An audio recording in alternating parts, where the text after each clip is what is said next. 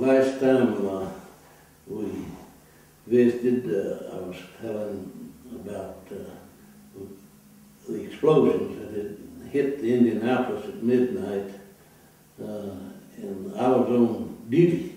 I had midnight watch, and it had blown the captain out of his bunk, and we'd got preservers put on, and the fire control officer was trying to get down to the engine room to have him set the motors, and he couldn't, and he told the captain that we had to abandon ship. And the captain, by that time you could nearly walk down the smokestack from the bridge.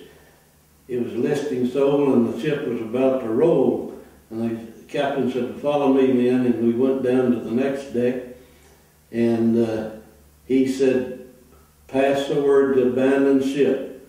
Pass the word to abandon ship." And everyone went to hollering, "Abandon ship, abandon ship." Since there was no power, all it just word of mouth. And whenever he said abandon ship, I had read about captains going down with their ship. And that's when I left him. He said abandon ship, and that's when I went working my way up, holding on to the superstructure, trying to get to the high side of the ship so when that thing rolled, it wouldn't roll on me, the superstructure. And I got up and I was going to jump in the water, and I looked down and there wasn't any water. All I saw was hull. And the deck, the main deck, was the first deck below me.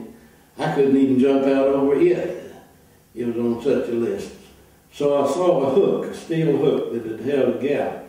And I grabbed that with my right hand, and I swung just as far as I could, and I missed the main deck, and I hit the hull and bounced into the water, which from where I left the ship was probably 50, 60 feet. Didn't break anything. When I hit the hull, it broke my fall some, and I hit the water and went under and drank salt water and oil, and then I began to swim.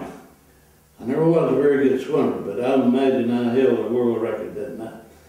I was dog paddling like you've never seen, and I got about 50 yards away from the ship and turned and looked back.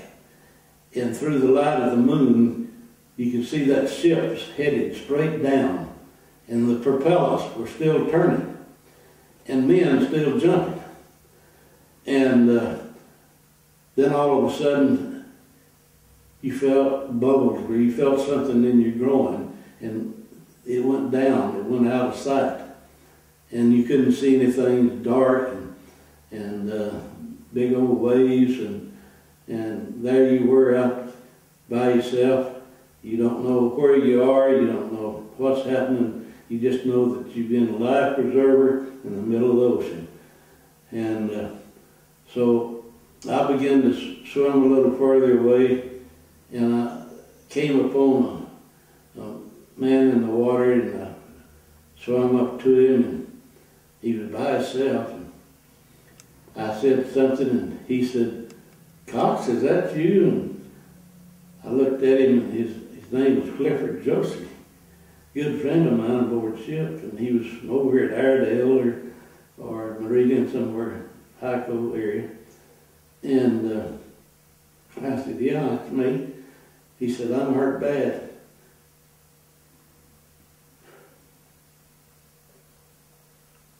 And the skin was falling from his face. He'd been flash burned. Well, he didn't last very long.